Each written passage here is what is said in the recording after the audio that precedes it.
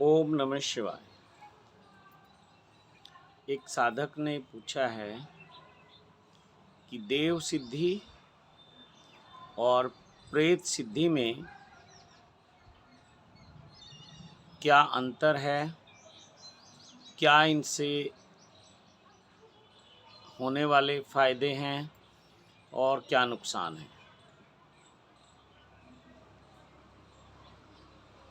देव सिद्धि की बात सबसे पहले करते हैं। देव सिद्धि मीन्स सरल भाषा में कह सकते हैं जो पॉजिटिव एनर्जी हैं, पावर्स हैं, सोल हैं, देव आत्माएं हैं, पवित्र आत्माएं हैं, संत आत्माएं हैं, सिद्धों की साधना है, इसको हम कह सकते हैं देव सिद्धि। प्रेत सिद्धि में भूत प्रेत जिन को दो कैटेगरी में रख सकते हैं।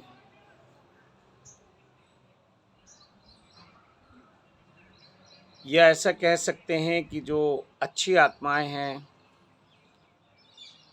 वो देव में रख लीजिए, उनको देव साधना में, देव सिद्धियों में। और जो नकारात्मक आत्माएं हैं, नकारात्मक ऊर्जा है, शक्तियां हैं, उनको हम प्रेत सिद्धि कह सकते हैं, प्रेत साधना कह सकते हैं, या नकारात्मक ऊर्जाओं की साधना कह सकते हैं। अगर आपको अपना स्वयं का विकास करना है, आत्म साक्षात्कार तक पहुंचना है, तो हमेशा सत्यम शिवम सुंदरम का मार्ग चुनना चाहिए, यानी कि देव सिद्धि करनी चाहिए। जो भी अच्छी आत्माएं हैं, अच्छी शक्तियां हैं, ऊर्जाएं हैं, देवी देवता हैं,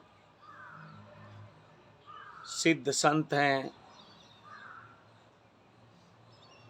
जो भी सिद्ध आत्माएं हैं, पवित्र आत्माएं हैं, उनकी साधना की तरफ हमें अपना रुझान रखना चाहिए। और ये जो देव सिद्धि प्राप्त होती हैं, ये साधना से होती हैं, गुरु कृपा से होती हैं, गुरु के आशीर्वाद से भी प्राप्त होती हैं। लेकिन कोई भी गुरु ऐसे आशीर्वाद नहीं देगा कि आपकी कोई साधना नहीं है। या तो गुरु का आशीर्वाद मिलता है सेवा से, या गुरु का आशीर्वाद मिलता है साधना से। जो लोग ना तो साधना करते और ना ही किसी प्रकार की कोई सेवा कर पाते हैं, तो उन्हें इस तरह की कृपा से सिद्धियां प्राप्त नहीं होती। कठोर साधना करनी होती है, और यही कठोर साधना अगर गुरु के मार्गदर्शन में हो जाए, गुरु के सानिध्य में हो जाए, तो सहज रूप से सिद्धियां प्राप्त हो जाती हैं। लेकिन बहुत सारे लोग इसमें शॉर्टकट ढूंढते हैं। 1 महीने में, 15 दिन में, 10 दिन में वो सोचते हैं कि सिद्धियां हो जाएंगी। ऐसी बहुत सारी वीडियो यूट्यूब पे उपलब्ध हैं जो बहुत आकर्षक हैं, लुभावनी हैं, और आप उस प्रलोभन में फंस जाते हैं।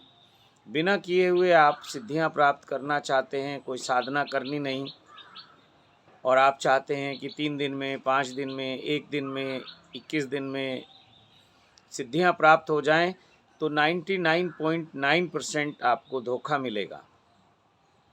इसलिए अगर आप चाहते हैं इस मार्ग पे चलना, तो साधना के लिए अपनी तैयारी करिए, और अपने दैनिक जीवन के कार्य करते हुए, अपने घर परिवार की जिम्मेदारियों को पूरा करते हुए साधना करें।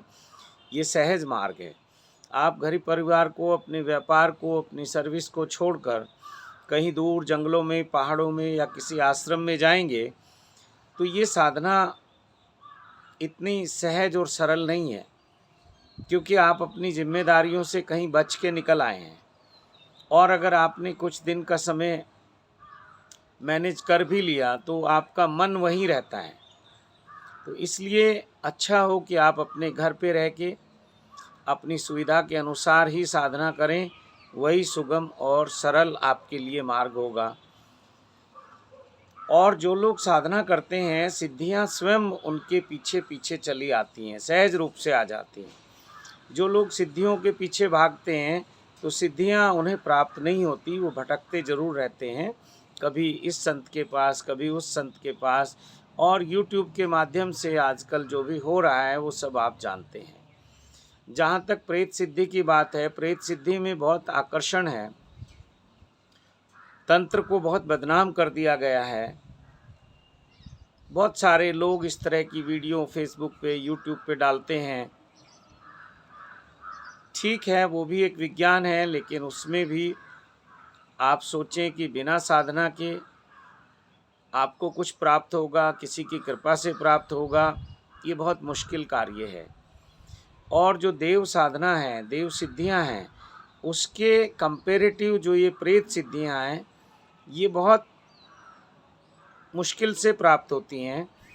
और बहुत बहुत चांस होते हैं कि जब आप प्रेत सिद्धि के मार्ग पे चलेंगे तो आप भटक जाएंगे, आप योग भ्रष्ट हो जाएंगे।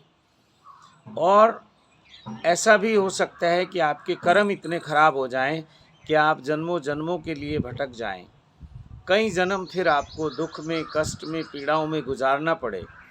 भूत प्रेत तो खुद ही एक भटकती हुई आत्माएं हैं, खुद ही परेशान आत्माएं हैं। वो अपना कल्याण चाहती हैं, अपनी मुक्ति चाहती हैं, तो वो आपको क्या देंगी। लेकिन आकर्षण इतना ज़बरदस्त है, आजकल अघोर साधना के नाम पे, तंत्र साधना के नाम पे, भूत प्रेत की साधना के नाम पे बहुत सारे आकर्षण दिए जाते हैं। तो इसमें मैक्सिमम टाइम आपको धोखा मिलेगा, ये आप समझ लीजिए। आपको साधना करनी है तो किसी गुरु के सानिध्य में करिए, किसी संत के सानिध्य में करिए, और साधना से ही प्राप्त होगा। और सबसे अच्छा ये है कि आप अपने घर पे साधना कीजिए। तो हमेशा देव सिद्धि का मार्ग ही चुनना चाहिए। देव सिद्धि के मार्ग से आपका अपना कल्याण होगा, और जो हमारा अंतिम लक्ष्य होता है जीवन का, आत्म साक्षात्कार, ब्रह्म साक्षात्कार, ये देव सिद्धियों की कृपा से, देव आत्माओं की कृपा से आप वहाँ तक पहुँच सकते हैं। और ये सरल और सहज मार्ग है, और इसमें ना आपका खुद का कोई नुकसान है, ना किसी दूसरे का नुकसान है। ये जो प्रेत सिद्धियों का मार्ग है, इसमें खुद का भी बहुत बड़ा नुकसान होने का एक डर रहता है। आपके परिवार में भी बहुत तरह की समस्याएं आ सकती हैं, और आपके द्वारा कुछ गलत कार्य भी हो सकते हैं। वो जो प्रेत आत्माएं हैं वो अतृप्त आत्माएं हैं, वासनाओं से भरी हुई आत्माएं हैं। वो आपके शरीर का उपयोग कई बार अपनी वासनाएं पूरी करने के लिए, अपनी अतृप्ति को तृप्त करने के लिए आपका उपयोग करती हैं। बहुत बार देखा गया है कि व्यक्ति साधना शुरू करता है, और वो, जैसे हम कहते हैं कि साधना में मीट, मांस, अंडा, शराब का परित्याग कर देना चाहिए। और मैंने देखा कि साधना करते करते लोग शराब में डूब जाते हैं। लोग जितना भी समाज में हम कहते हैं कि ये गलत करते हैं, गलत कार्य हैं, उनमें डूब जाते हैं, पर स्त्री गमन में चले जाते हैं। तो बहुत बहुत तरह की संभावना है कि आपको सामाजिक रूप से नुकसान हो, आपको आर्थिक रूप से नुकसान हो, और आपके भीतर जब भी आप कुछ गलत करते हैं तो एक अपराध बोध पैदा हो जाता है। तो साधना के मार्ग पे अगर अपराध बोध लेके चलेंगे तो आपको सफलता बिल्कुल नहीं मिलेगी। साधना के मार्ग पे अगर आप धन्यता का भाव लेके चलेंगे, धन्यवाद का भाव लेके चलेंगे, अनुग्रह का भाव लेके चलेंगे, अहोभाव का एक भाव रहेगा, ग्रेटिट्यूड की फीलिंग रहेगी, तो आपके ऊपर ये कृपा, ये आशीर्वाद बहुत जल्दी से बरसने लगता है। और ये मैं अनुभव से बात कर रहा हूँ। मैंने दोनों तरह की साधनाएं की है, दोनों तरह की साधनाओं में सफलता भी प्राप्त की है। बहुत ही तरीके के मैंने उतार चढ़ाव भी अपने जीवन में देखे हैं, लाभ हानि से भी मैं गुजरा हूँ। मैंने वो सब साधनाएं की हैं जो आप सोच भी नहीं सकते, या जो आप सोच सकते हैं उन सब साधनाओं से मैं गुजरा हूँ।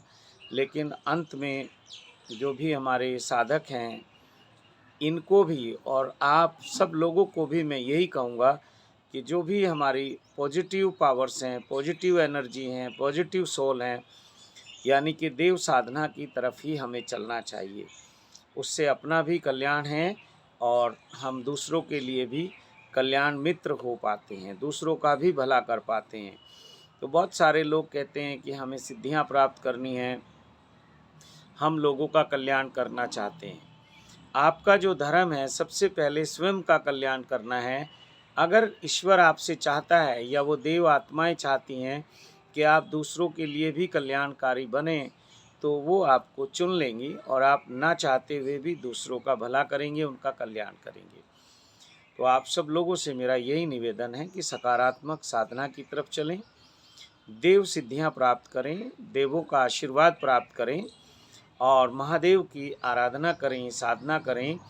जिस पर महादेव का आशीर्वाद होता है तो वो सब देव आत्माएं, देव शक्तियाँ वो सब अपना आशीर्वाद देने लगती हैं।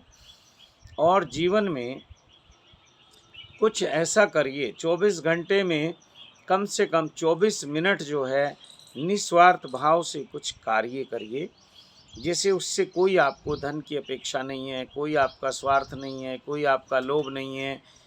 कुछ ऐसा करिए, कोई एक नेक कार्य, कोई एक ऐसा कार्य जिससे आपको बहुत सुकून मिले, बहुत ही आनंद मिले, बहुत शांति मिले। एक 24 घंटे में एक कार्य ज़रूर करिए। और ऐसे कार्य, पक्षियों को आप दाना खिला सकते हैं, किसी प्यासे को पानी पिला सकते हैं, किसी भूखे को भोजन खिला सकते हैं, किसी असहाय व्यक्ति को आप रास्ता पार करा सकते हैं, किसी का मार्गदर्शन कर सकते हैं। बहुत बहुत तरीके से ये सकारात्मक कार्य आप कर सकते हैं। और अपनी जो आपकी नेक कमाई है उसका कुछ हिस्सा सेवा कार्यों के लिए आपको डोनेट करना चाहिए। वो आप में कितनी क्षमता है, कितना कर सकते हैं, ये चुनाव आपको करना है। लेकिन अपने उस जो भी आपकी मेहनत की कमाई है, जो भी आप कार्य करते हैं, उसका कुछ हिस्सा, कुछ अंश आपको सहयोग में, सेवा में, दूसरों की सेवा में ज़रूर खर्च करना चाहिए। और निरंतर सत्यम शिवम सुंदरम के मार्ग का चिंतन करना चाहिए। उसी मार्ग पे आगे बढ़ने का आपको प्रयास करना चाहिए। और सिद्धियां मैंने कहा कि सबसे पहले तो साधना से प्राप्त होती हैं, दूसरा सेवा से प्राप्त होती हैं। शिव कृपा योग का जो सेवा एक प्रोजेक्ट है, प्रकल्प है, वो एजुकेशन है। एजुकेशन भी हम लोग उस एरिया में काम करते हैं कि जहाँ अभी बहुत अच्छे स्कूल नहीं हैं, बहुत ज़्यादा सुविधाएं नहीं हैं, यानी कि गांव के एरिए में हम लोग शिक्षा के क्षेत्र में कार्य करते हैं। आप लोगों में से कोई भी मित्र इस कार्य में सहयोगी होना चाहता है, तन से, मन से, धन से, तो उसका हम स्वागत करते हैं। और शिक्षा का दान महादान है। शिक्षा ही एक व्यक्ति को सच मायने में व्यक्ति बनाती है। और शिक्षा यदि आपने किसी को दे दी, ज्ञान देने में आपका सहयोग रहा, तो इससे बड़ा कोई कार्य इस दुनिया में नहीं हो सकता। हमें व्यक्तित्व निर्माण के लिए शिक्षा को माध्यम बनाना होता है।